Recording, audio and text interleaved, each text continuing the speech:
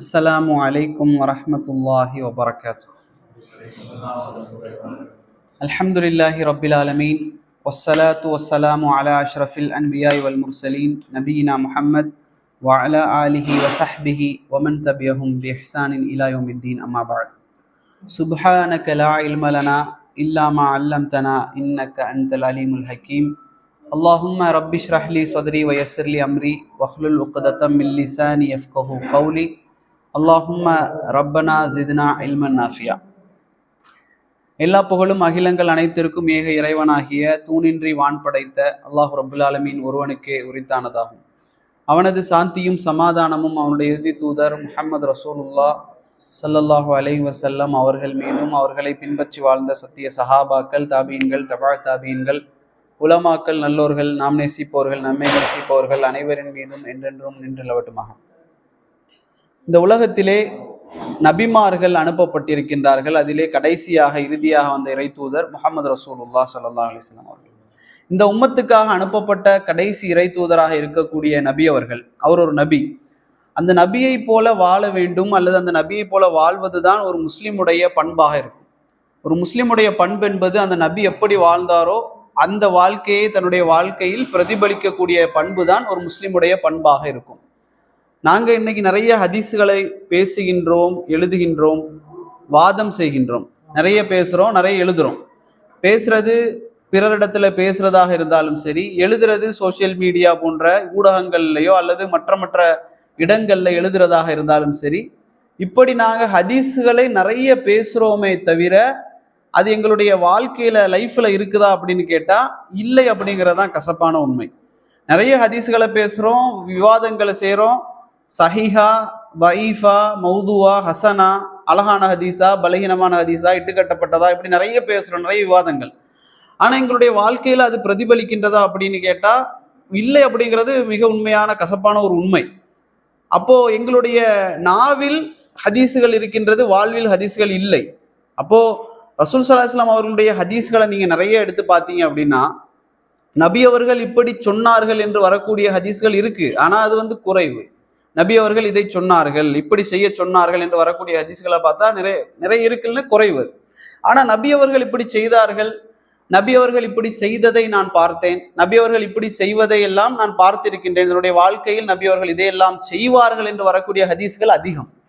பெரும்பாலான ஹதீஸ்கள் நபி அவர்கள் செய்தார்கள் என்று வரக்கூடிய ஹதீஸ்கள் தான் அதிகமாக இருக்கு. நம்ம உஸ்தாத் அவர்கள் சொல்லுவாங்க, நம்மளுடைய வார்த்தைகளால் வடிவமைக்கப்படுகின்ற அமல்களை விட, வார்த்தைகளால் வடிவமைக்கப்படுகின்ற செயல்களை விட வாழ்க்கையில் நடைமுறைப்படுத்தப்படுகின்ற செயல்களுக்குத்தான் தாக்கம் அதிகம் அப்படின்னு சொல்லுவார். அதனால தான் அல்லாஹ்வுடைய தூதர் ஸல்லல்லாஹு அலைஹி வஸல்லம் அவர்கள் சொல்லால் இல்லாமல் செயலால் என்ன செஞ்சாங்கன்னா செஞ்சு காட்டினாங்க. அப்படி செஞ்சு காட்டுனதை சஹாபாக்கள் என்ன செஞ்சாங்கன்னா தங்களுடைய வாழ்க்கையில் அதை கொண்டு வந்தாங்க. ஏன்னா நபி அவர்கள் செய்ததை அவர்கள் பார்த்தார்கள், அவங்க செஞ்சாங்க. அதே போல நபி அவர்களுக்கு பின்னால சஹாபாக்கள் செய்வதை பார்த்தார்கள், தாபியூன்கள் அதை செய்தார்கள். அதற்கு பிறகு தாபியூன்கள் செய்வதை பார்த்து தபா தாபீன்கள் அதை செய்தாங்க, அப்புறம் இமாம்கள் செஞ்சாங்க. அப்ப ஆரம்ப காலகட்டங்கள், இஸ்லாத்தினுடைய சமூகத்தினுடைய ஆரம்ப காலகட்டங்களில் எல்லாம் செயல்கள் அதிகமாக இருந்துச்சு, பேச்சுக்கள் குறைவா இருந்துச்சு. ஹதீஸ்கள் குறைவாக இருந்தாலும் நடைமுறையில அதிகமாக அவர்கள் செயல்படக்கூடியவர்களாக இருந்தாங்க. அது போக போக போக காலம் அப்படியே செல்ல செல்ல செல்ல இன்றைக்கு எப்படி ஆகிவிட்டது என்றால் பேச்சு அதிகமாகிவிட்டது. ஹதீஸ்களை பேசுறது, ஹதீஸ்களை பத்தி விவாதங்கள் செய்யறது ஜாஸ்தி ஆயிருச்சு. ஆனா செயல்பாடுகள்ல முஸ்லிம் சமூகம் பிற்பட்டு கொண்டே போறதை நாம் பார்க்கலாம். அப்போ நபி அவர்கள் எப்படி அந்த சமூகத்தை கட்டமைத்தார்களோ, செயல்பாடுகளால் கட்டமைச்சாங்களோ, அதே போல நபியுடைய செயல்பாடுகள், பண்புகள் நம்மளுடைய வாழ்க்கையில வரணும். அதுக்கு நாம் முயற்சிக்கலாமா இன்ஷா அல்லாஹ். நபி அவர்களுடைய பண்புகளை நாங்கள் எங்களுடைய வாழ்வில் கொண்டு வர முயற்சி பண்ணணும்.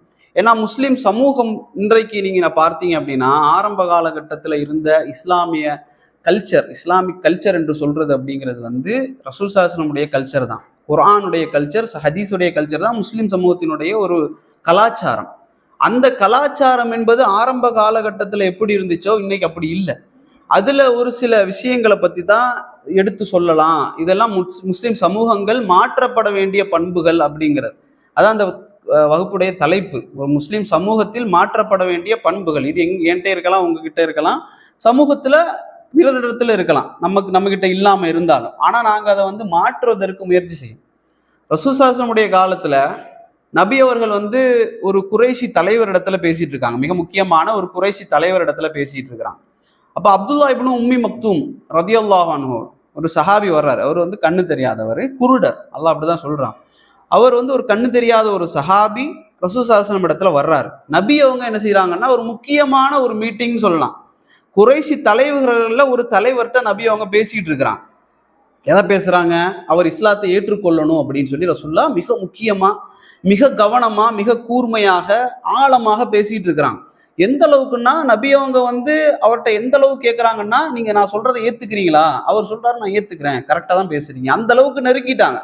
அப்ப நபி அவர்களுடைய ஆர்வம் அவருக்கு மேல எப்படி இருந்துச்சுன்னா, அவர் எப்படியாவது இஸ்லாத்தை ஏற்றுக்கொள்ளணும் அப்படிங்கிற மாதிரி இருக்கிற நேரத்துல, இந்த சஹாபி ஆரம்ப காலகட்டத்தில் இஸ்லாத்தை ஏற்ற சஹாபி அப்துல்லா இப்னு உம்மி மக்தூம் ரதியல்லாஹு அன்ஹு, அவங்க வந்து நபி அவங்கள்ட்ட போய் பேசுறாங்க, சலாம் சொல்றாங்க, நபி அவர்களிடத்துல பேச முயற்சிக்கிறாங்க, கண்ணு தெரியாது. அப்ப நபி அவர்கள் என்ன செய்யறாங்கன்னா, கொஞ்சம் அவங்களுடைய நெற்றி வந்து சுருங்குது, நபி அவர்களுடைய நெற்றி வந்து சுருங்குது. நபி அவங்க என்ன செஞ்சாங்கன்னா, முகம் சுளிக்கிறாங்க. நான் வந்து முக்கியமான ஒரு விஷயம் பேசிட்டு இருக்கிறேனே, இப்போ எதுக்கு அவசரப்பட்டு இவர் வந்து அப்படி என்ன முக்கியமான விஷயம் அப்படிங்கிற மாதிரி நபி அவங்க முகம் சுளிக்கிறாங்க, கடுகெடுத்தார்கள். அப்படி நீங்க பாப்பீங்க குர்ஆன்ல வரக்கூடிய 80வது அதிகாரம் 80வது அத்தியாயத்துல வந்து அபஸ வத்தவல்லா, அல்லாஹ் வந்து கண்டிக்கிறான். நீங்க என்ன செய்யாதீங்க, நீங்க அவருக்கு தெரியாது, அப்துல்லா இப்னு உம்மி மக்தூம் ரதியல்லாஹு அன்ஹு அவர்களுக்கு கண்ணு தெரியாது. நபி அவர்கள் வந்து கடுகெடுத்தது வந்து இந்த சஹாபிக்கு தெரியாது. ஆனா அல்லாஹ் என்ன செய்யறான்னா, வசனத்தை இறக்குறான், அபஸ வத்தவல்லா. நபியை பார்த்து அல்லாஹ் சொல்றான், நீ கடுகெடுக்கிறீங்க, நீங்க என்ன செய்றீங்க, முகம் சுளுக்கிறீங்க, வத்தவல்லா, நீங்க வந்து என்ன செய்யறீங்க, கடுமையா நடந்துக்கிறதுக்கு எரிச்சல் அடையறீங்க. அல்லாஹ்வுடைய தூதரை அல்லாஹ் கண்டிக்கிறான், நீங்க வந்து அப்படி செய்யாதீங்க. அதை தொடர்ந்து அல்லாஹ் என்ன, அந்த சூறாவை நீங்க இன்ஷா அல்லாஹ் நைட் எடுத்து படிச்சு பாருங்க. அல்லாஹ் வந்து எப்படிலாம் பேசுவான்னா, நபியை நீங்க கடுகெடுக்கிறீங்க, யார்கிட்ட கடுகெடுக்கிறீங்க தெரியுமா? ஆரம்ப காலத்துல இஸ்லாத்தை ஏற்றுக்கொண்ட ஒரு முஸ்லீம்கிட்ட நீங்க கடுகெடுக்கிறீங்க. ஆனா யாரு வந்து இந்த இஸ்லாத்துக்கு வரமாட்டேன்னு சொல்லிட்டு முரண்டு பிடிச்சிட்டு இருக்கிறானோ அவன்கிட்ட நீங்க நல்லா பேசுறீங்க, இவருக்கு நீங்க ரெஸ்பான்ஸ் பண்ண மாட்டேங்கிறீங்கன்னு சொல்லி அல்லாஹ் என்ன செய்யறான்னா, அந்த வசனத்துல தொடர்ந்து பேசுவான் ரசூல் ஸல்லல்லாஹு அலைஹி வஸல்லம் அவர்கள். இந்த சூரா இன்னொரு அத்தாட்சி என்னன்னா, நபி அவர்கள் வந்து நபிதான் அப்படிங்கிறதுக்கு ஒரு அத்தாட்சி. ஏன்னா நபி தன்னுடைய சொந்த கருத்துல பேசினா தனக்கு எதிராக அவர் பேச மாட்டார். ஆனா அல்லாஹ் என்ன செய்யறான்னா, நபிக்கு எதிராகவே பேசுறான். நீ இப்படிலாம் நடந்துக்கிறீங்க, நீங்க இதுக்கு மாத்தமா நடந்து கொள்ளுங்க, உங்களுடைய முஸ்லீம் சகோதரரை நீங்க என்ன செய்யுங்க, மதிங்க அப்படின்னு சொல்லி அல்லாஹ் வந்து அந்த வசனத்துல இறக்குறான்.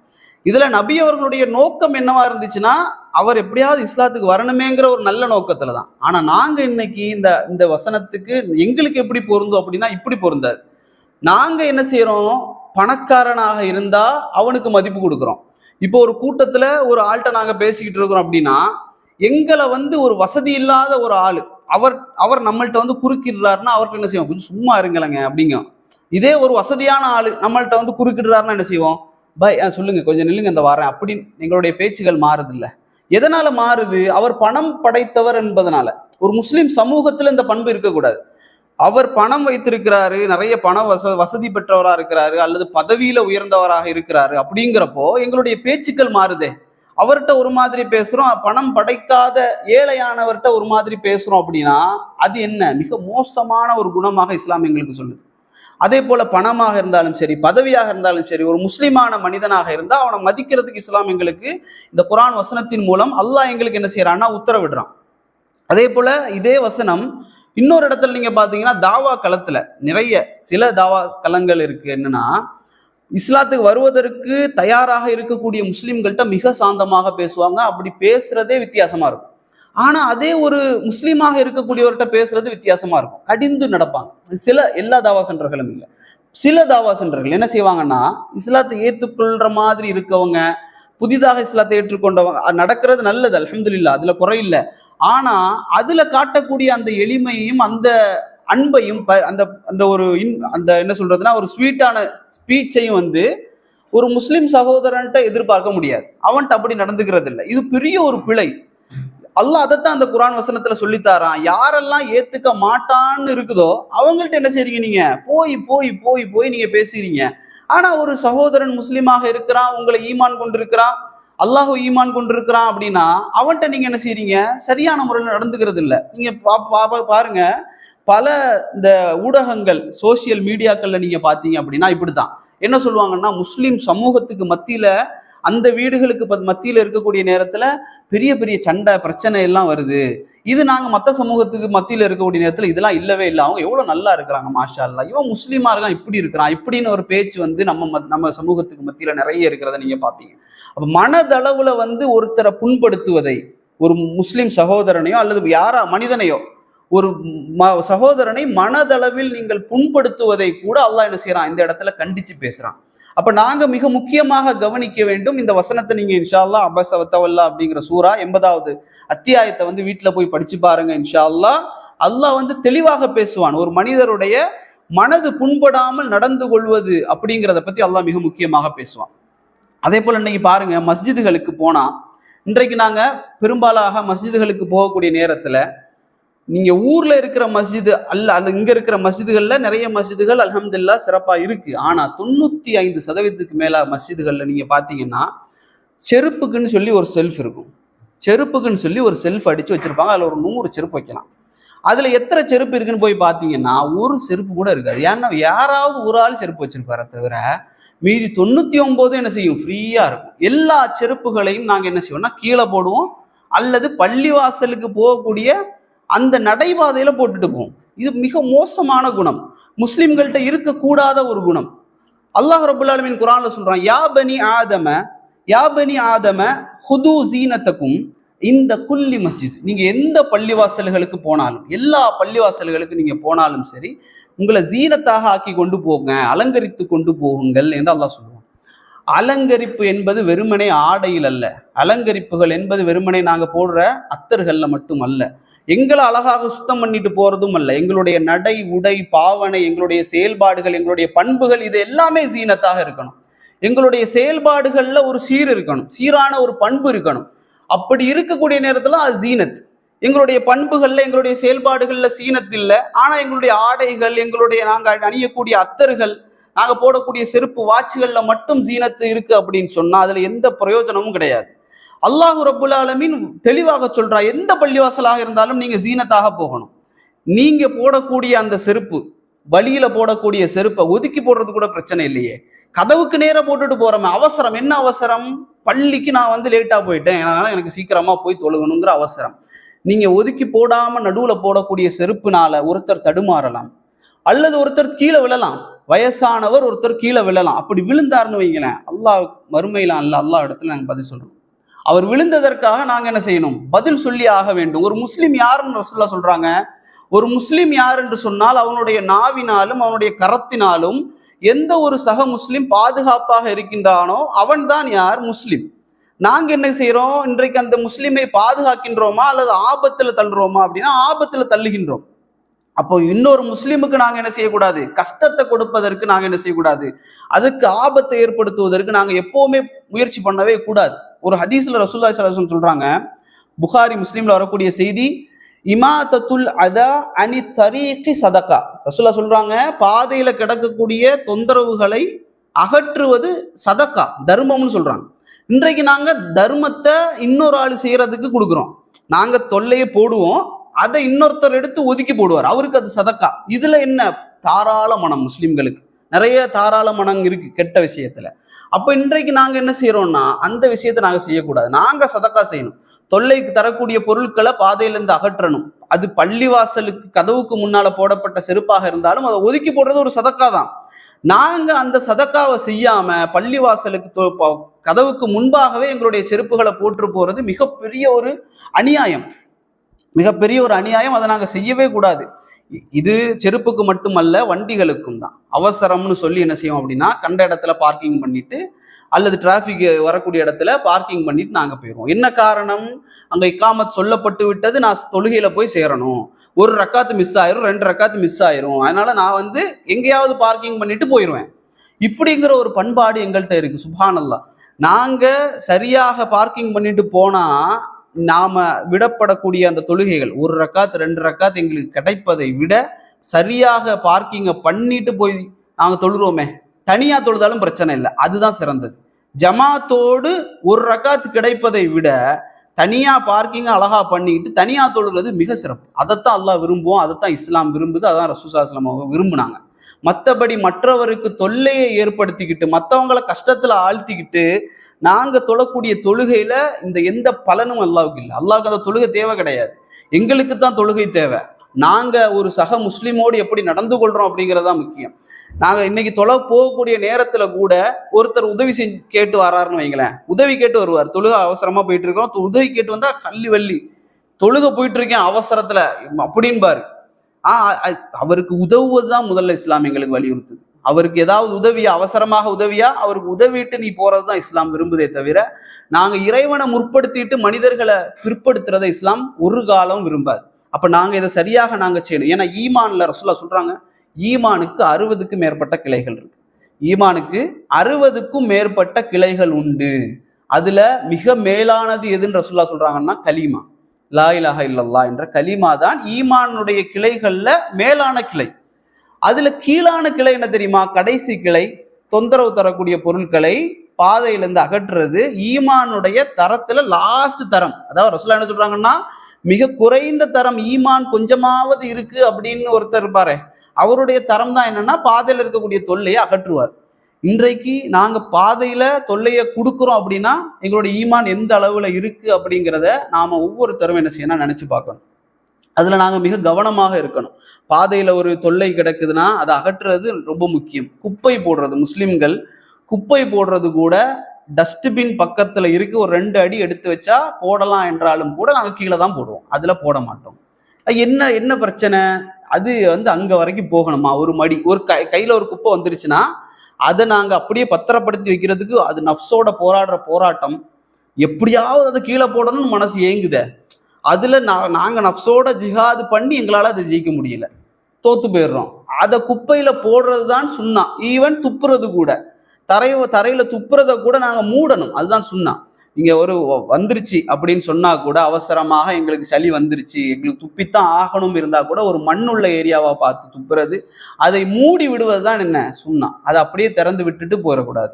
நாங்க என்ன செய்யறோம்னா, வழியில ஏதாவது யாராவது துப்பி போட்டிருந்தா, எச்சு துப்பி போட்டிருந்தா திட்டுறது, என்ன இப்படி பண்ணிட்டு போயிருக்கான், அதே நாங்க செஞ்சா என்ன, எனக்கு அவசரம், வேற வழி இல்லை, என்ன செய்யறது.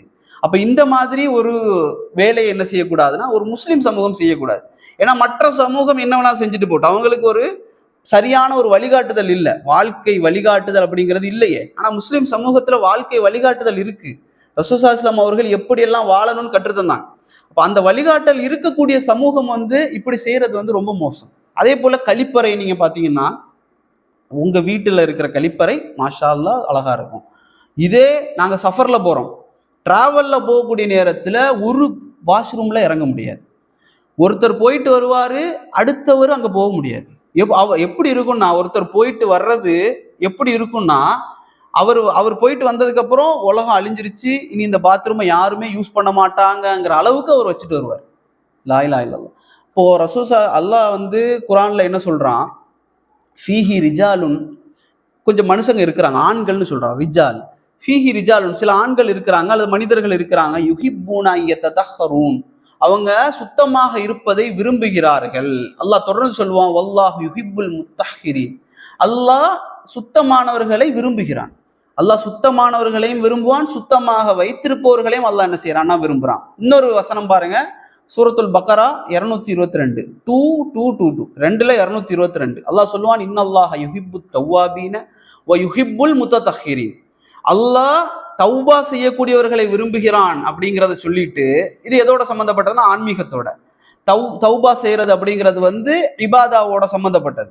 அது கூட அல்லாஹ் எதை சேர்த்து பேசுறான் பாருங்கன்னா, வயுஹிப்புல் முத்ததஹிரீன், சுத்தமாக இருப்பவர்களையும் அல்லாஹ் விரும்புகிறான்னு அல்லாஹ் ரப்புல் ஆலமீன் சொல்கிறான். அப்ப நாங்க இன்னைக்கு சுத்தத்தை விரும்புறோமா அப்படின்னா கிடையவே கிடையாது. ரொம்ப மோசமா இருக்கு. அங்க வேலை செய்யக்கூடிய ஆட்கள் எல்லாம், அந்த பள்ளிவாசல்ல கிளீனராக வேலை செய்யக்கூடிய ஆட்கள் எல்லாம் அவ்வளவு கஷ்டப்படுறாங்க. எங்களோட வீடை நாங்க சுத்தமாக வச்சிருக்க முயற்சி பண்ணுவோம், எங்களுடைய ஆபீஸை நாங்க சுத்தமா இருக்கணும்னு விரும்புறோம். ஆனா நாங்க யூஸ் பண்ணக்கூடிய எங்களுடைய அந்த பாத்ரூமை நாங்க சரியாக விட்டு விட்டு வரல அப்படின்னா அது என்ன ஒரு பண்பு, முஸ்லிமுடைய பண்பு. பள்ளிவாசல் சாதாரண பப்ளிக் டாய்லெட் கூட இல்லை, பள்ளிவாசல்களுடைய வாஷ்ரூம்கள் கூட மிக மோசமான நிலையில இருக்கக்கூடிய ஒரு இது இருக்கு அப்படின்னா எவ்வளவு அசிங்கம் அது, இஸ்லாமிய சமூகத்திற்கு எவ்வளவு பெரிய அசிங்கம் அது. அப்ப நாங்க அதுல மிக கவனமாக இருக்கணும். ரசூலுல்லாஹ் என்ன சொன்னாங்க, மக்கள் பயன்படுத்தக்கூடிய இடத்துல யார் ஒருவன் கழிவை விட்டு விட்டு வருகிறானோ, இது எதை குறிக்குது அப்படின்னா அந்த ஹதீஸ் நேரடியா மக்கள் ஒதுங்கக்கூடிய இடம், தங்கக்கூடிய இடங்கள், இந்த மரத்தினுடைய நிழல், இந்த மாதிரி இடங்கள்ல நாங்க என்ன செய்யக்கூடாது, சிறுநீர் கழிக்கக்கூடாது, மலம் இருக்கக்கூடாது, அதை அசிங்கப்படுத்தக்கூடாது. அந்த ஹதீஸ் தான் இது. ஆனா மக்கள் பயன்படுத்தக்கூடிய இடம் அப்படின்னா அந்த பாத்ரூம்களும் தான்.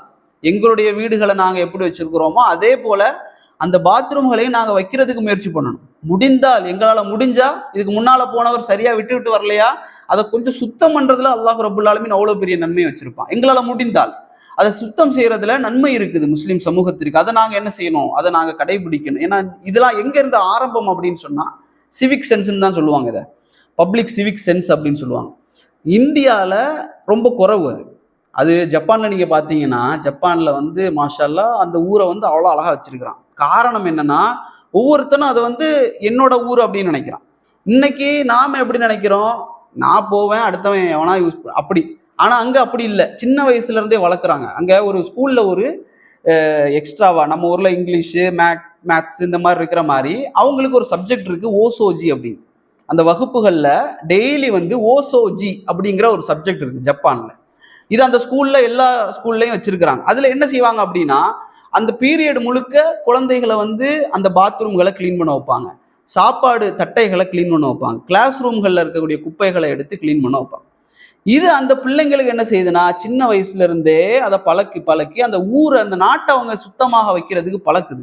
எங்களுடைய பிள்ளைகளை இதுக்கு பழக்கணும். நாங்க இன்னும் பழகுறோமா அப்படிங்கிறது தெரியல. நாம பெரும்பாலும் இங்க வெளிநாடுகளுக்கு வந்த பிறகு நம்ம பாத்ரூமை சுத்தம் பண்றது எல்லாம் பண்ணுவோம். ஆனா பெரும்பாலும் நம்மளுடைய பிள்ளைங்களை அப்படி பண்ண மாட்டோம். எங்களுடைய பிள்ளைகள் பாத்ரூமை சுத்தம் பண்ண விட மாட்டோம். அவன் குடிச்ச கப்பை, சாயா கப்பை, பால் கப்பு சுத்தம் பண்ண விட மாட்டோம். அவன் கப்பை கூட என்ன செய்வான்னா கீழே தான் வைப்பானே தவிர கிச்சனுக்கு கொண்டு வந்து உமாக்கிட்ட எல்லாம் கொடுக்க மாட்டான். நாங்களும் அப்படிதான் வளர்ந்தோம். யாரு முன்னால உமா என்ன செய்வாங்கன்னா, நம்மளோட பிளேட்டு, துணி இதெல்லாம் உமா கழுவுவாங்க. கல்யாணத்துக்கு பிறகு பொண்டாட்டி கழுவுவா.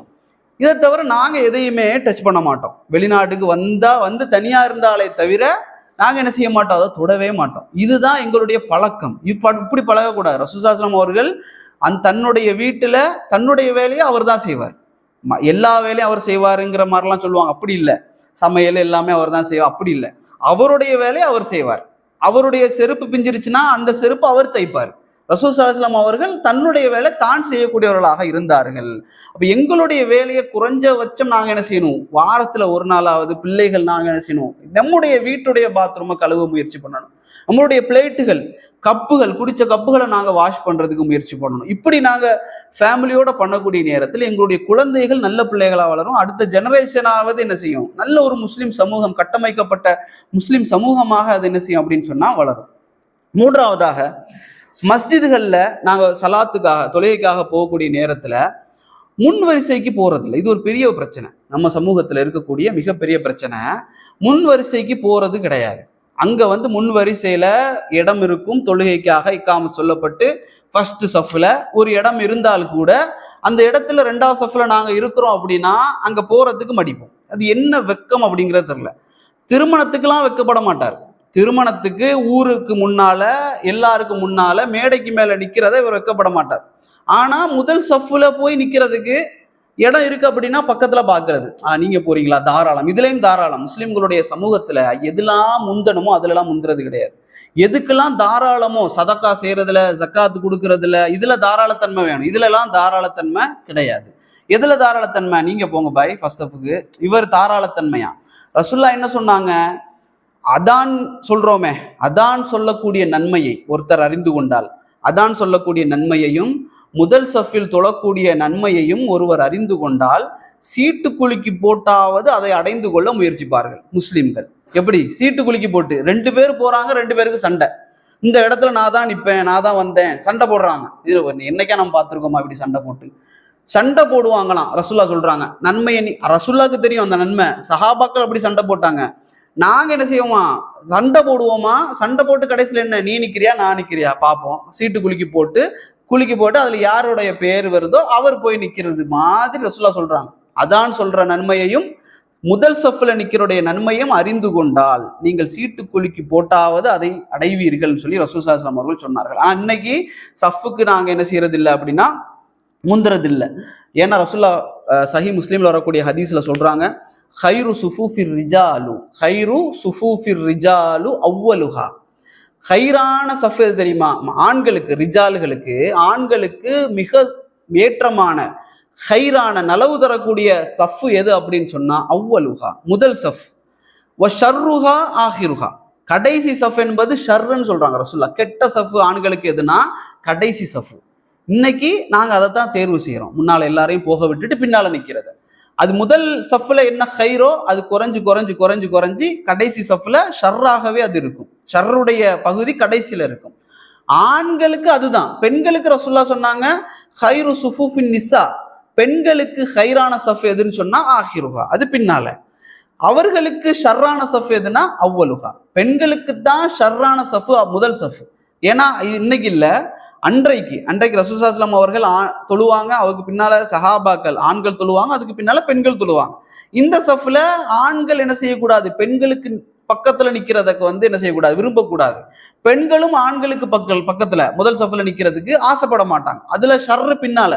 ஆனா இந்த ஹதீஸ், நாங்க ஆண்கள் தனியாக தொழுதாலும் சரி முதல் சஃப் தான் ஹைரான சஃப், கடைசி சஃப் ஷர்ரான சஃப் தான். அப்ப நாங்க என்ன செய்யக்கூடாது, அதுக்கு நாங்க முந்தணும். இப்போ நாங்க என்ன செய்யறோம் அப்படின்னா, உட்கார்ந்துருப்போம், எல்லாரையும் போக விட்டு கடைசியில இருப்போம். இன்னொன்னு ஜும்மாவுக்கு அப்படிதான். ஜும்மாவுக்கு போனாலும் முன்னு சஃப்ல போய் உட்கார்றதுக்கு அவ்வளவு வெக்கம். பின்னால இருந்துக்குள்வோம். பின்னால இருந்துக்கிட்டு நம்மளை தாண்டி தாண்டி போவாங்க. ரசூல்லா சொன்னாங்க அப்படி தாண்டி போகாதீங்கன்னு சொன்னாங்க. அப்படி போகிறதுக்கு காரணமாக இருக்கக்கூடியவங்க நாங்க.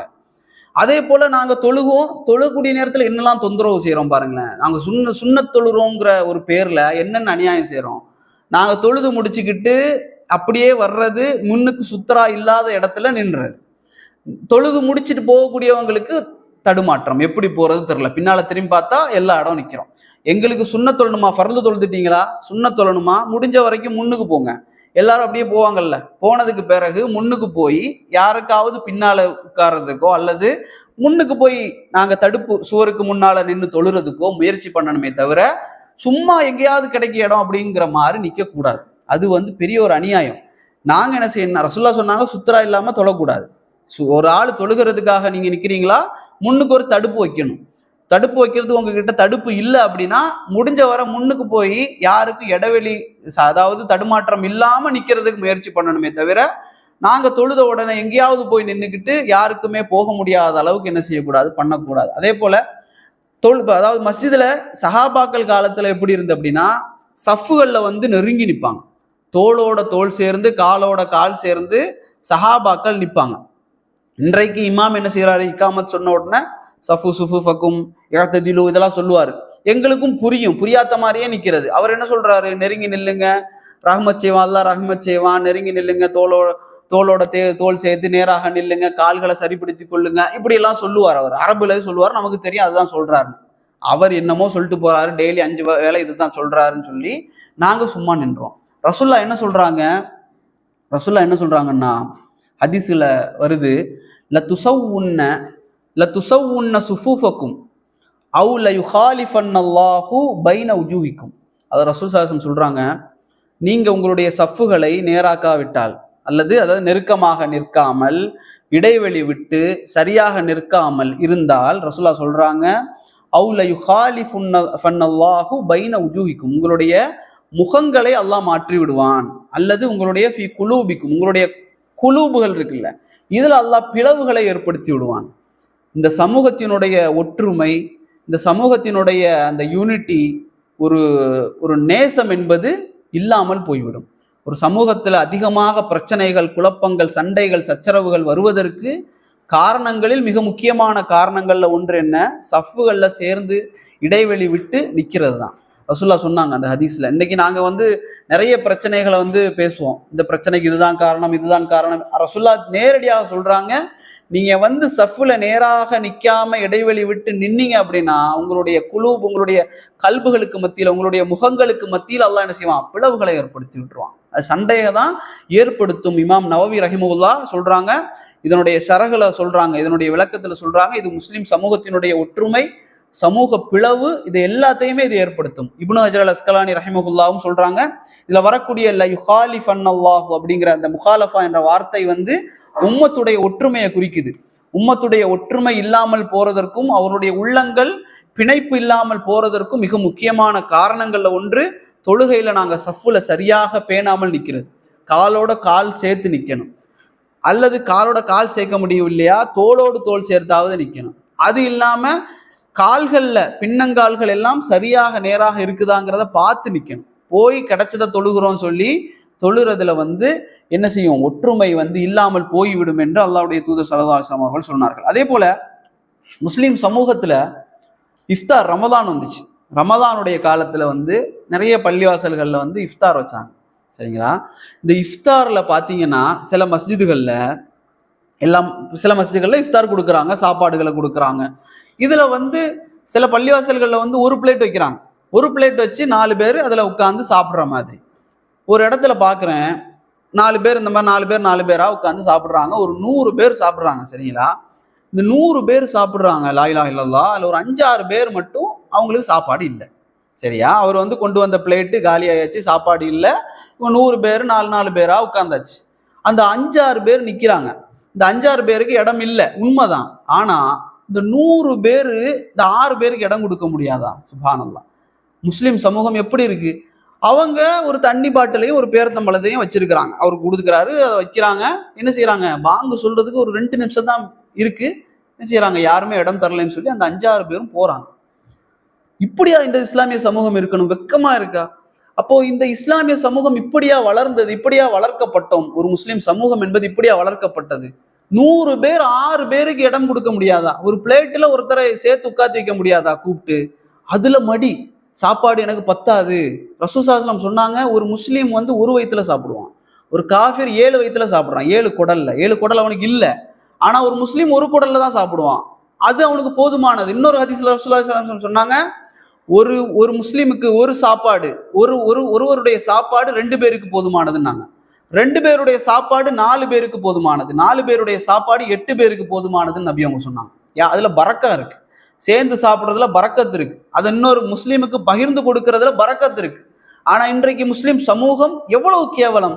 100 பேர் சேர்ந்து சாப்பிடக்கூடிய சாப்பாட்டுல ஒரு 5 பேர் இல்லாம போறாங்க அப்படின்னா எவ்வளவு பெரிய கேவலம்!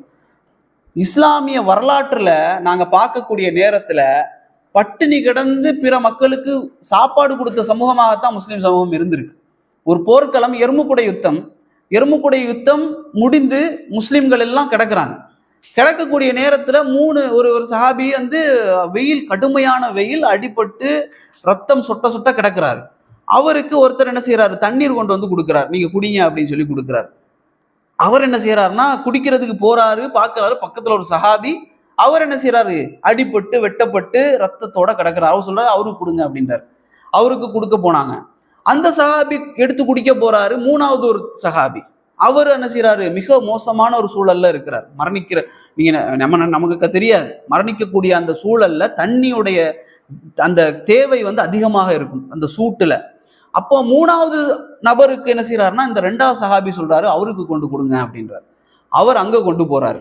3வது சஹாபிக்கு கொடுக்க போகக்கூடிய நேரத்துல பார்த்தா அவர் ஷஹீத் ஆயிடுறார், அவர் மௌத்தாயிடுறார். அப்படியே சரி 2வது ஆளுக்காவது கொடுப்போம்னு சொல்லி மறுபடியும் வந்தார். 2வது ஆளும் ஷஹீத் ஆகிறார். முதல் ஆளுக்காவது கொடுப்போன்னு பார்த்தா அவரும் ஷஹீத் ஆகிறார். அந்த தண்ணியை 3 பேருமே குடிக்கல. சுப்ஹானல்லாஹ். இப்படித்தான் முஸ்லிம் சமூகம் இருந்துச்சு. ஆனா இன்னைக்கு எங்களுடைய சாப்பாடை கொஞ்சம் பங்கிட்டு கொடுப்பதற்கு எங்களால முடியல. இஃப்தார்லையும் பல பள்ளிவாசல்கள்ல இந்த பிளேட்டு எனக்கு தான், இதை தவிர எவனும் கை வச்சிடக்கூடாது, அதுல பத்தாது, எங்களுக்கு பத்தாது. லா இலாஹ இல்லல்லாஹ். அப்போ இன்னொரு சம்பவம் பாருங்க. ரசூல் ஸல்லல்லாஹு அலைஹி வஸல்லம் காலத்துல நபி அவங்க கேட்கிறாங்க, ஒரு மனிதர் வர்றாரு, பசி. ரசூலுல்லாஹ் சொல்றாங்க, இது என்னுடைய விருந்தாளி, இவர் என்னுடைய விருந்தாளி, இவருக்கு யாரு சாப்பாடு கொடுக்கீங்க அப்படின்னு கேட்கிறாரு. அப்போ நபி அவங்க கேட்ட உடனே ஒரு சஹாபி என்ன செய்யறாருன்னா கூப்பிட்டு போறாரு, யார் ரசூலுல்லாஹ், நான் இவரை கூப்பிட்டுட்டு போறேன் அப்படின்னு சொல்லி. அவருக்கு வீட்டுல சாப்பாடே கிடையாது, அவருக்கு தெரியும் என்னோட வீட்டுல சாப்பாடு கிடையாதுன்னு தெரியும். ஆனாலும் கூப்பிட்டுட்டு போறாங்க.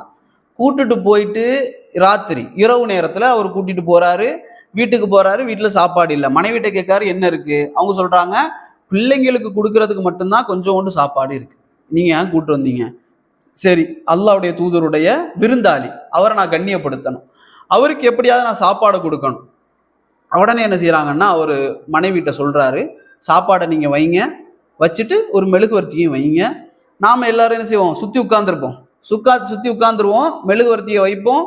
நீ பிள்ளைங்களை என்ன செய், சாப்பாடு சமைக்கிற மாதிரியே காட்டி காட்டி காட்டி எப்படியாவது தூங்க வச்சிரு, பிள்ளைங்களை தூங்க வச்சிரு. நாம என்ன செய்வோம், உட்கார்ந்து 3 பேரும் சாப்பிட்ற மாதிரி மெழுகுவர்த்தியை கொளுத்தி வச்சிருவோம் அப்படின்னு. அதே போல அவங்க என்ன செய்யறாங்கன்னா, மனைவி என்ன செய்யறாங்கன்னா, குழந்தைங்களை பட்டினியோடைய தூங்க வைக்கிறாங்க. முஸ்லீம் சமூகம் பட்டினியோட குழந்தைங்களை தூங்க வச்சுட்டு, அவர் வீட்டுக்கு வந்தாச்சு, ராத்திரியில மெழுகு கொளுத்திட்டாங்க, சாப்பாடு வைக்கப்பட்டுருச்சு. அந்த ஆள் என்ன செய்யறாரு, சஹாபி என்ன செய்யறாருன்னா, சாப்பாடு ஆரம்பிச்சு பிஸ்மில்லா சொல்லி சாப்பாடு ஆரம்பிச்ச உடனே மெழுகுவர்த்தி அணைச்சிட்டாரு. மெழுகுவர்த்தி அணைச்சிட்டாரு. சாப்பிட்ற மாதிரி 2 பேரும் பாவனை செய்தார்கள். அந்த மனைவியும் அந்த கணவனும் பாவனை செய்தார்கள். அந்த விருந்தாளி என்ன செய்யறாருன்னா, நல்லா சாப்பிட்டாரு, மாஷா அல்லாஹ், நல்லா சாப்பிட்டாரு, போயிட்டாரு, அவ்வளவுதான், முடிஞ்சு கதை. யார்ட்டையும் அவர் சொல்லலை. ரசூலுல்லாஹி ஸல்லல்லாஹு அலைஹி வஸல்லம் அவர்கள் காலையில கூப்பிட்டு கேட்டாங்க அந்த சஹாபிட்ட, நீங்க செய்த இந்த செயலை பார்த்து அல்லாஹ் என்ன செய்தான், சிரித்தான், அல்லாஹ் மகிழ்ந்தான் ரசூலுல்லாஹி சொன்னான். இப்படித்தான் முஸ்லிம் சமூகம் வளர்க்கப்பட்டது. அன்றைக்கிருந்து காலம் செல்ல செல்ல செல்ல செல்ல அப்படித்தான் முஸ்லிம் சமூகம் இருந்துச்சு. ஆனா இன்றைக்கு ஒரு சாப்பாட்டை பகிர்ந்து கொடுக்கறதுக்கு எங்களுடைய சமூகம் மடிக்குது அப்படின்னா எவ்வளவு கேவலம். சாப்பாடு நம்ம எப்படி சொல்லலாம்னா, கிடைக்கிறதே ஃப்ரீ தான், கிடைக்கிறதே ஃப்ரீல, அதுல கூட பகிர்ந்து கொடுக்கறதுக்கு எங்களால முடியல. 2வது எங்கேயாவது ஃப்ரீயா கிடைச்சுன்னா அதுக்கு சண்டை போடுறதுக்கு தான் நாங்க என்ன செய்யறோம், நான் முற்படுறோமே தவிர அதுலேயும் எல்லாரையும் இடிச்சு தள்ளி காயப்படுத்தியாவது அதை எடுக்கிறதுக்கு முயற்சி பண்றோமே தவிர ஒரு முஸ்லிமுடைய கண்ணியத்தை, அவனுடைய ஹக்கை நாங்க என்ன செய்யறதில்லை, பேணுறதில்லை. அப்படி ஒரு சமூகமாக நாங்க என்ன செஞ்சிட்டோம், மாறிட்டோம். அது இன்ஷா அல்லாஹ் மாற்றப்பட வேண்டிய பண்புகள்ல ஒன்று. அதே போல இன்னொரு விஷயம் முஸ்லிம் சமூகத்துல இருக்குது. ரசூலுல்லாஹி ஸல்லல்லாஹு அலைஹி வஸல்லம் காலத்துல ஜாபிர் இப்னு அப்துல்லா ரலியல்லாஹு அன்ஹு ஒரு சஹாபி இருந்தார். அவர் ஒரு போர்க்களம் முடிஞ்சு போகக்கூடிய நேரத்துல அவருடைய ஒட்டகம் பின்னால வந்துகிட்டே இருக்கு. அவருடைய ஒட்டகத்துக்கு முடியல, மெதுவா மெதுவா ஓடி ஓடி வருது. அவரு ஸ்பீடா போறதுக்கு முயற்சி பண்றாரு. நபி அவங்க என்ன செய்யறாங்கன்னா, அந்த ஒட்டகத்துக்கு பின்னால தட்டுறாங்க. தட்டுன உடனே வேகமாக ஓடுது. அப்போ அவர் என்ன செய்யறாரு, வேகமாக ஓட்டுறாரு. நபி அவங்க வேகமா முந்தி போனாங்க. போய் கேட்டாங்க, ஜாபிரே என்ன அவசரமா போறீங்களே, இவ்வளவு அவசரமா எங்க போறீங்க அப்படின்னு சொல்லி. ஜாபிர் ரலியல்லாஹு சொன்னாங்க, எனக்கு திருமணம் முடிஞ்சிருச்சு, என்னுடைய மனைவியை பார்க்கறதுக்காக நான் அவசரமா போயிட்டு இருக்கிறேன் அப்படின்னு சொல்லி. தாத்துர்ரிக்கா போர் முடிஞ்சு போறாங்க. அப்போ ரசூலுல்லாஹி ஸல்லல்லாஹு அலைஹி வஸல்லம் அவர்கள் கேட்கக்கூடிய நேரத்தில் அவர் சொல்றாரு, என்ன சொல்றாரு, எனக்கு திருமணம் முடிஞ்சிருச்சு, மனைவியை பார்க்கறதுக்காக நான் போறேன் அப்படின்னு. நாங்களா இருந்தா என்ன செய்வோம், நாங்களா இருந்தா, அவர் ஒரு நபி, ரசூலுல்லாஹ் ஒரு நபி, அவருக்கு தெரியாம கல்யாணத்தை நடத்தியிருக்காரு. என்ன இன்றைக்கு இப்படி நடந்திருந்தா, நான் ஒரு குடும்பத்துல நான் எவ்வளவு பெரிய மனுஷன், என்கிட்ட சொல்லாம நீ கல்யாணம் முடிச்சிருக்கியா, நான் தான் உன்னை என்ன செஞ்சேன், செலவு பண்ணி உன்னை படிக்க வச்சதுனா, உனக்கு செலவு பண்ணதுனா, உனக்கு வேலை எடுத்து தந்ததுனா, இது எல்லாமே செய்யாட்டா கூட குடும்பத்துல நான் பெரிய ஆளு, என்கிட்ட சொல்லாம திருமணம் முடிச்சியான்னு சொல்லி அவன்கிட்ட வாழ்க்கை முழுக்க பேசாமல் இருக்கக்கூடிய நிறைய பேர் இருக்கிறான். இது ஒரு சமூகத்தினுடைய பண்பா? ரசூலுல்லாஹி ஸல்லல்லாஹு அலைஹி வஸல்லம் இடத்துல அப்துர் ரஹ்மான் இப்னு அவுஃப் ரலியல்லாஹு அன்ஹு வர்றாங்க. நல்ல நறுமணம் பூசியிருக்காங்க, அது கல்யாணத்துக்குனே பூசின நறுமணம் மாதிரி. அப்ப ரசூலுல்லாஹ் கேட்குறாங்க, மாஷா அல்லாஹ் நல்ல மனமா இருக்கிறீங்களே என்ன அப்படின்னு. அவர் சொல்றாரு, நான் இப்பதான் திருமணம் முடிச்சிருக்கிறேன் அப்படின்றார். ரசூலுல்லாஹி ஸல்லல்லாஹு அலைஹி வஸல்லம் சொன்னாங்க, வாழ்த்து சொன்னாங்க. நபி அவங்க என்னைக்குமே நான் ஒரு நபி என்கிட்ட சொல்லாம எப்படி நீங்க பண்ணீங்க இதை பத்தி எல்லாம் நபி அவங்க பேசினதே கிடையாது. ஈவன் இந்த ஜாபிர் இப்னு அப்துல்லா ரலியல்லாஹு அன்ஹு இடத்துல ரசூலுல்லாஹ் சொல்றாங்க, நீங்க அதாவது விதவை பெண்ணை முடிச்சீங்களா அல்லது கன்னி பெண்ணை முடிச்சீங்களான்னு கேட்குறாங்க. இது ஒரு பண்பு. அன்றைக்கு விதவை பெண்ணை முடிக்கிறதும் சாதாரணம், இன்றைக்கு அப்படி இல்லை, பெரிய விஷயமா. அப்படி ஒருத்தர் திருமணம் முடிச்சுட்டாருன்னா அவர் தன்னை ஒரு பெரிய தியாகி மாதிரி கருதுவார். ஆனா அன்றைக்கு ஒரு சாதாரண விஷயம். விதவை பெண்ணை முடிச்சீங்களா கன்னி பெண்ணை முடிச்சீங்களா? அவர் சொல்றாரு, விதவை பெண்ணை முடிச்சேன். ஏன் முடிச்சீங்க அப்படின்னு சொல்றாரு, எனக்கு 7-8 அதாவது சகோதரிகள் இருக்கிறாங்க, நான் கன்னி பெண்ணை முடிச்சேன்னா இவங்களும் அவங்கள ஒருத்தங்களா ஆயிடுவாங்க, நான் விதவை பெண்ணை முடிச்சாதான் அவர் ஒரு தாய் மாதிரி இருந்து என்னுடைய சகோதரிகளையும் அவ பார்த்துக்குவா அப்படின்னு சொல்லி அவங்க சொல்றாங்க. ரசூலுல்லாஹ் சொன்னாங்க, நீங்க ஒரு கன்னி பெண்ணை முடிச்சிருந்தா நீங்க அவளோட விளையாடி இருக்கலாம், அதாவது அந்த யங் ஸ்டேஜ் அப்படிங்கிற மாதிரி ரசூலுல்லாஹி ஸல்லல்லாஹு அலைஹி வஸல்லம் அவங்க சொல்றாங்க. அதுக்கு பிறகு துவா செய்யறாங்க. இன்னைக்கு நம்ம துவா செய்யறோமே, பாரக்கல்லாஹு லக்குமா பாரக் அலைக்கும், அந்த துவா அவருக்கு செய்யப்பட்ட துவா, ரசூலுல்லாஹ் அவருக்கு செய்தாங்க. அப்போ அந்த துவாவை பெற்றுக்கொண்டு ரசூலுல்லாஹ் சொல்றாங்க, மறுபடி கேட்கிறாங்க அவர்கிட்ட, அவர் ஏழப்பட்ட ஒரு சஹாபி, அவருடைய ஒட்டகமும் ஓடாது சரியா, அவர்கிட்ட ரசூலுல்லாஹ் விளையாட்டா சொல்றாங்க, நீங்க இந்த ஒட்டகத்தை எனக்கு தாங்க அப்படின்னு சொல்லி. அவர் கேட்கிறாரு, இந்த ஒட்டகத்தை யாருமே வாங்க மாட்டாங்க, நீங்க எவ்வளவு தருவீங்க அப்படி ரசூல்லா ஒரு ஒரு ஒரு திருகம் அந்த மாதிரி பேசுறாங்க. பேசி பேசி பேசி பேசி கிட்டத்தட்ட ஒரு 40 திருகம் நினைக்கிறேன். அந்த திருகத்துக்கு வந்து ரசூல்லாவுக்கு வந்து வித்துட்டாங்க. ரசூல்லாட்ட சொல்றாரு அவரு, நான் வந்து இவ்வளவு திருகமுக்கு உங்களுக்கு தந்துடுறேன் அப்படின்னு. உடனே கொடுக்குறாரு. அப்ப ரசூல்லா சொன்னாங்க, நீங்க ஊர் போய் சேருவோமே, ஊர் போய் சேர வரைக்கும் உங்ககிட்டே இருக்கட்டும், நீங்களே ஓட்டிட்டு வாங்க, நான் அங்க போய் என்ன செய்யறேன் வாங்கிடுறேன்னு சொல்லி காசை கொடுத்துட்டாங்க ரசூல்லா. இப்ப அந்த ஒட்டகம் நபியோடது. அதுக்கு பிறகு ஊருக்கு போய் சேர்ந்ததுக்கு பிறகு நபி அவங்க என்ன செஞ்சாங்கன்னா அந்த காசையும் அவர்கிட்ட கொடுத்துட்டாங்க, ஒட்டகத்தையும் திருப்பி கொடுத்துட்டாங்க. இது ஒரு அழகான பண்பு. இன்றைக்கு நாங்க என்ன செய்யறோம்னா ஒரு சதக்கா செய்யறோம் அப்படின்னு சொன்னா, ஒரு மிம்பருக்கு நாங்கள் காசு கொடுக்குறோம்னு வைங்களேன், ஒரு பள்ளிவாசல் கட்டுமானத்துக்கு மிம்பருக்கு மட்டும் நான் தர்றேன், அல்லது ஒரு கிளாக்குக்கு நான் தர்றேன் அப்படின்னு சொன்னா அதுல என் பேர் எழுதுங்க அப்படின்னு சொல்லுவோம். என்னோட தான், நான் தான் இதனுடைய ஸ்பான்சர், இந்த கிளாக்குக்கு நான் தான் ஸ்பான்சர். ஆனா ரசூல்லா என்ன செஞ்சாங்கன்னா அவருக்கு ஒரு மனசளவுல ஒரு தாழ்வு மனப்பான்மை வந்துடக்கூடாதுன்னு நினைக்கிறாங்க. ஏன்னா காசை நான் வந்து சும்மா கொடுக்கறத விட அந்த ஒட்டகத்தை நான் வாங்குற மாதிரி வாங்கி காசையும் அவர்கிட்ட கொடுத்துட்டு ஒட்டகத்தையும் திருப்பி கொடுக்குறாங்க. இதனால என்ன செய்யுதுன்னா ரசூல் ஸல்லல்லாஹு அலைஹி வஸல்லம் அவர்கள் அவருடைய கண்ணியத்தை பாதுகாக்கிறாங்க. இது ஒரு முஸ்லீம் சமூகத்தில் இருக்கக்கூடிய மிக ஒரு நல்ல பண்புகள்ல ஒன்று. அந்த பண்புகள் என்ன செய்யணும் நமக்கும் வரணும். ஒருத்தருக்கு உதவி செய்யக்கூடிய நேரத்துல அவர் வந்து தாழ்வு மனப்பான்மைய அப்படி அடைஞ்சு அவர் வந்து ஒரு பாதையில நடந்து போனார் அப்படின்னா அந்த பாதையில வந்து நாங்க நடந்து போறதுக்கு ஆசைப்படுவோம். அவர் எங்களை சந்திக்கணும், சலாம் சொல்லணும், எங்களை பார்த்து சிரிக்கணும், அதுல ஒரு சந்தோஷம். மாஷா அல்லாஹ், நான் இவருக்கு உதவி செஞ்சேன், இவர் நல்ல நிலைமையில இருக்கார், என்னை பார்த்து சிரிக்கிறாரு. ஆனா அன்றைக்கு சலஃபுகள் என்ன செய்வாங்கன்னா ஒரு தெருவுல ஒரு மனிதர் நடந்து போறாரு, அந்த இமாம் என்ன செய்யறாங்கன்னா இன்னொரு வழியா நடந்து போறாங்க. அவர் கேட்கிறாரு, நீங்க ஏன் இப்படி அந்த வழியாவே நடந்து போறீங்கன்னு சொல்லி கூட வர்றவர் கேட்கிறாரு. அவர் சொன்னாரு, நான் வந்து இவருக்கு உதவி செஞ்சிருக்கிறேன், அதனாலதான் நான் அப்படி போறேன். உதவி செஞ்சா அவரை பார்த்து தானங்க போகணும், நீங்க என்ன மாறி போறீங்க. அவர் சொன்னாரு, அவர் என்னை பார்க்கக்கூடிய நேரத்துல எல்லாம் எனக்கு வந்து நான் காசு கொடுத்ததான் எனக்கு ஞாபகத்துக்கு வருது. அவரும் எப்படி இவரை பார்ப்பாரு, இவர் எனக்கு உதவி செஞ்சிருக்கிறாரு அப்படிங்கிற மாதிரி எனக்கு சலாம் சொல்லுவாரு, அது எனக்கு தேவையில்லை, அவருடைய கூலியை வந்து அல்லாஹ்விடத்துல தான் நான் எதிர்பார்க்கிறேன்னு சொல்லி அந்த இமாம் அவங்க சொல்லி அப்படி திரும்பி போன சம்பவங்கள் தான் முஸ்லிம் சமூகத்துல இருந்திருக்கு. அதே போல நல்ல ஒரு பண்புகளை நாங்க என்ன செய்யணும் அப்படின்னு சொன்னா நாங்க வளர்த்துக்க முயற்சி பண்ணணும். ரெண்டாவதாக இதுல பழிவாங்கக்கூடிய தன்மைகள் இன்றைக்கு நிறைய அதிகம். இப்போ இதை நான் சொன்ன மாதிரி கல்யாணத்துக்கு சொல்லலை, அதுக்கு இதுக்குதுன்னு சொல்லி நிறைய பழிவாங்கக்கூடிய தன்மை. ஈவன் இதுல வந்து நிறைய இந்த மோட்டிவேஷனல் வீடியோஸ்லாம் வந்துடுறது. எப்படி அவருக்கு முன்னால நான் வாழ்ந்து காட்டணும், என்னை கேவலப்படுத்துறதுக்கு முன்னால நான் வாழ்ந்து காட்டணும். ஒரு நடிகர் கூட சொல்றாரு, நான் வந்து என்ன ஒரு முதல் பட வாய்ப்புக்கு போகக்கூடிய நேரத்துல எனக்குடைய டைரக்டர் ஒரு கார் வச்சிருந்தாரு, அவர்கிட்ட நான் போய் என்னுடைய பேமெண்ட்டை கேட்டேன், அவர் தரலை. ஃபர்ஸ்ட் பேமெண்ட்டா ப்ரீ பேமெண்ட் கேட்டேன், எனக்கு தரலை. அப்போ என்னை வந்து என்ன செய்யறாரு, விரட்டி விட்டுட்டாரு, நீ வந்து நடந்தே போ அப்படின்னு சொல்லி விரட்டி விட்டுட்டாரு. அவர் சொல்றாரு, நான் வந்து அதே போல காரை எடுத்து அதே ஏவிஎம் ஸ்டூடியோவா அங்க போய் நான் என்ன செஞ்சேன், அவருக்கு முன்னால நின்னேன் அப்படின்னு சொல்லி பெருமையா பேசுறாரு. என்ன, அவரை வந்து பழி வாங்குறதுல ஒரு பெருமை. நபியோருடைய காலத்துல மக்காவுடைய சாவிய ரசூல்லா கேட்குறாங்க, மக்காவுடைய சாவிய ரசூல் ஸல்லல்லாஹு அலைஹி வஸல்லம் அவர்கள் கேட்குறாங்க.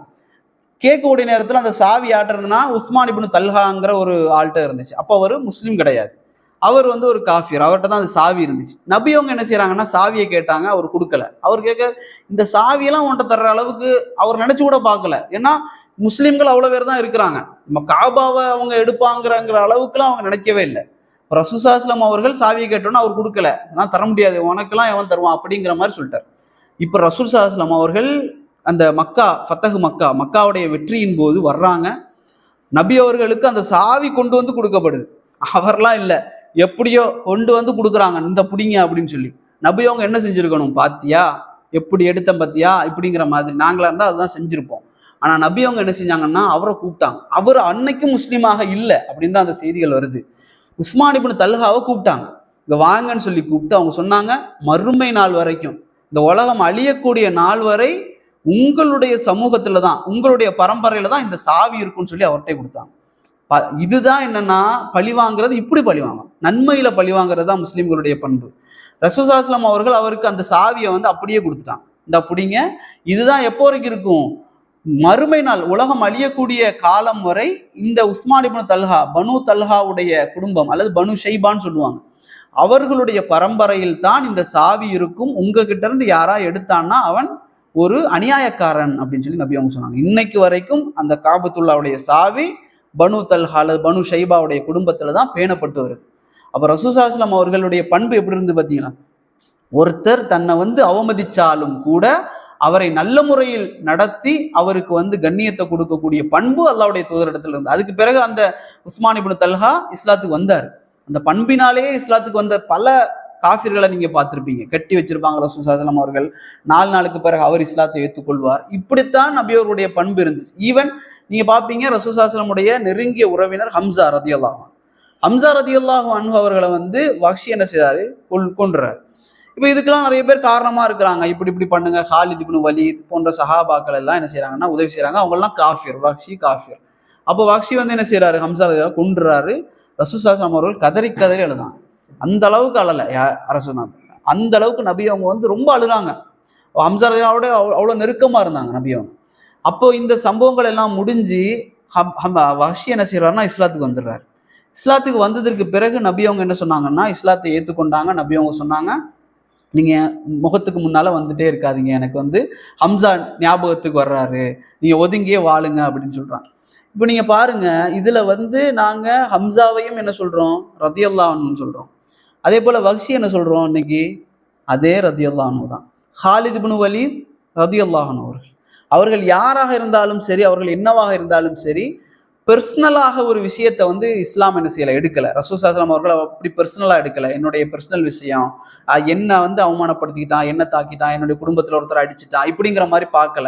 அவங்க மனம் திரும்பின உடனே, இன்னைக்கு யாராவது நம்மள்ட்ட மனம் திரும்பி வந்துட்டா கூட, ஒருத்தர் உங்க கூட என்னோட சண்டை போட்டுட்டு இருந்தேன், நம்ம இனிமே ஒற்றுமையா இருப்போம் அப்படின்னு சொல்லி வந்தா கூட நாங்க என்ன செய்யறோம்னா, ஓகே எல்லாத்தையும் நான் மன்னிச்சிடுறேன், ஆனா நடந்ததை பத்தி பேசி முடிச்சிருவோம். இன்னைக்கு நடந்ததெல்லாம் பேசி யார் பக்கம் நியாயம்னு முடிச்சிரும்னு சொல்லி இன்னொரு 10 வருஷத்தை நீட்டிடுறது, எக்ஸ்டெண்ட். இப்போ சீஸ்ஃபயர் க்ளோஸ். அப்போ அங்க என்ன ஒப்பந்தம், அங்க நட்பு எல்லாம் வரவே வராது. இப்படி நாங்க ஒரு காலம் செய்யக்கூடாது. வந்துட்டாரா, அவர் மன்னிப்பு கேட்டுட்டாரா, மன்னிச்சு விடணும். இல்ல மன்னிப்பு கேட்காட்டாலும் கூட அல்லாஹ்வுக்காக நான் என்ன செய்யறேன், மன்னிச்சிடுறேன், அல்லாஹ்வுக்காக நான் மன்னிச்சிடறேன். ஏன்னா நாங்க பாவி இல்லையா, நாங்க பாவம் செய்யலையா, நாங்க அவ்வளவு அநியாயம் செய்யறோம் அல்லாஹ்வுக்கு. அப்ப அல்லாஹ் எங்களை மன்னிக்க விரும்பணும் என்றால், நாங்க அல்லாஹ் எங்களை மன்னிக்கணும் விரும்பினா நாங்க பிறரை மன்னிக்கணும், மனிதர்களை மன்னிக்கணும். அபூபக்கர் ரலியல்லாஹுடைய மகள் ஆயிஷா ரலியல்லாஹு அன்ஹாவுடைய விஷயத்துல ஆயிஷா ரலியல்லாஹு அன்ஹா அவர்களுக்கு எதிராக மிக மோசமான ஒரு அவதூறு குற்றச்சாட்டு வருது. அந்த அவதூறு குற்றச்சாட்டு வந்த உடனே பாக்குறாங்க, அபூபக்கர் ரலியல்லாஹுடைய மகள் ஆயிஷா. அபூபக்கர் ஒருத்தருக்கு செலவு பண்ணிட்டு இருந்தார். அவருடைய மாசம் அபூபக்கர் பைசாவை கொடுத்து செலவு பண்ணிட்டு வர்றாரு. அவரும் இந்த மிக முக்கியமா பரப்பிட்டு இருக்கிறாரு அப்படிங்கறத தெரிஞ்சிருச்சு அபூபக்கர் ரலியல்லாஹு அன்ஹு அவர்களுக்கு. அபூபக்கர் சொன்னாரு, நான் இனிமே இவருக்கு செலவு பண்ண மாட்டேன் அப்படின்னாரு. நாங்க அப்படித்தானங்க செய்வோம். எங்களுடைய மகள் சம்பந்தமாக ஒரு அவதூறு நாங்க ஒருத்தனை கொடுத்துட்டு இருக்கோம், அவன் தான் மிக முக்கியமா ஊர்ல பரப்பிட்டு இருக்கிறான்னா அவனுக்கு நாங்க செலவு செய்வோமா? அவனை கண்டு கொண்டு காண மாட்டோம், அவனை கண்டா அவ்வளவுதான் அப்படிங்கிற மாதிரி இருப்போம். அபூபக்கர் என்ன சொன்னார்னா, நான் இனி செலவு செய்ய மாட்டேன் அவ்வளவுதான் சொன்னார். அல்லாஹ் கண்டிக்கிறான். அல்லாஹ் என்ன செய்யறான்னா கண்டிக்கிறான். ரசூலுல்லாஹி ஸல்லல்லாஹு அலைஹி வஸல்லம் சொன்னாங்க, அல்லாஹ் உங்களை மன்னிக்க நீங்க விரும்பலையான்னு கேட்கிறான் அபூபக்கர்ட்ட. அல்லாஹ் உங்களை மன்னிப்பதை நீங்கள் விரும்பவில்லையா அப்படின்னு கேட்கிறாங்க. அபூபக்கர் சொன்னாங்க, நான் விரும்புறேன் யா ரசூலல்லாஹ், யா ரசூலல்லாஹ் நான் விரும்புறேன், அல்லாஹ் என்னை மன்னிப்பதை நான் விரும்புகிறேன், அவரை நான் மன்னித்து விடுகிறேன்னு சொல்லி அபூபக்கர் சொன்னாங்க. இப்போ அப்படி மன்னிக்கக்கூடிய பண்புகள் முஸ்லிம் சமூகத்துல இருக்க வேண்டும். இதே போல இன்னும் நிறைய மாற்றப்பட வேண்டிய நிறைய விஷயங்கள் இந்த முஸ்லிம் சமூகத்துல இருக்குது. இன்ஷா அல்லாஹ் நாங்கள் அதை பார்ப்போம் ஒன்னொன்னா இன்ஷா அல்லாஹ். இதே போன்ற கெட்ட குணங்கள்ல இருந்து மாறி ரசூலுல்லாஹி ஸல்லல்லாஹு அலைஹி வஸல்லம் அவர்கள் என்னென்ன பண்புகளில் எங்களோடு நடந்து கொண்டார்களோ, முஸ்லிம் சமூகத்தில் நபி அவர்கள் எப்படியெல்லாம் நடந்து கொண்டார்களோ அந்த பண்புகள் நம்ம அனைவரிடத்திலும் வரணும். அந்த பண்புகளோடு தான் எங்களுடைய பிள்ளைகளையும் நாங்கள் என்ன செய்யணும், வளர்க்கணும். அவர்களுக்கு அதை சொல்லி சொல்லி வளர்க்கணும். நபி அவர்கள் இப்படி இருந்தார்கள். இன்னைக்கு எப்படி பிள்ளைகள்கிட்ட மாமாட்ட பேசாத, அவர் என்னெல்லாம் பண்ணார் தெரியுமா, மாமிகிட்ட பேச அவங்க என்னெல்லாம் செஞ்சாங்க தெரியுமா நம்ம குடும்பத்துக்கு, இப்படிங்கிற மாதிரி என்ன செய்யக்கூடாது. நாங்கள் பிள்ளைகளை சின்ன வயசுலேருந்தே வளர்க்கக்கூடாது. நாங்கள் எங்களுடைய பிள்ளைகளுக்கு அல்லாஹ்வுடைய தூதருடைய சம்பவங்கள், சஹாபாக்களுடைய வரலாறுகளை சொல்லித்தான் வளர்க்க வேண்டும். நாங்களும் என்ன செய்யணும், மாறுவதற்கு முயற்சி பண்ணணும். இப்படியாவது மாறுவதற்கு முயற்சி பண்ணணும். எங்களுக்கு மனசுல அது முடியலை அப்படின்னு சொன்னாலும் கூட அல்லாஹ்வுடைய தூதருக்காக, அல்லாஹ் மறுமை நாள்ல எங்களுக்கு அதுல கூலி தருவான் அப்படிங்கிறதுக்காக என்ன செய்யணும், இன்ஷா அல்லாஹ் எங்களுடைய வாழ்க்கையில மாற்றங்களை நாங்க கொண்டு வருவதற்கு முயற்சி பண்ணணும். அப்படிப்பட்ட நல்ல வாய்ப்புகளை அல்லாஹ் ரப்பல் ஆலமீன் நம் அனைவருக்கும் தந்தருள்வானாக. ஹாதா மா இந்தி வல் இல்மு இந்தல்லாஹ் வ கூலு கௌலி ஹாதா அஸ்தக்ஃபிருல்லாஹி லி வ லக்கும். அஸ்ஸலாமு அலைக்கும் வ ரஹ்மத்துல்லாஹி வ பரகாத்துஹு.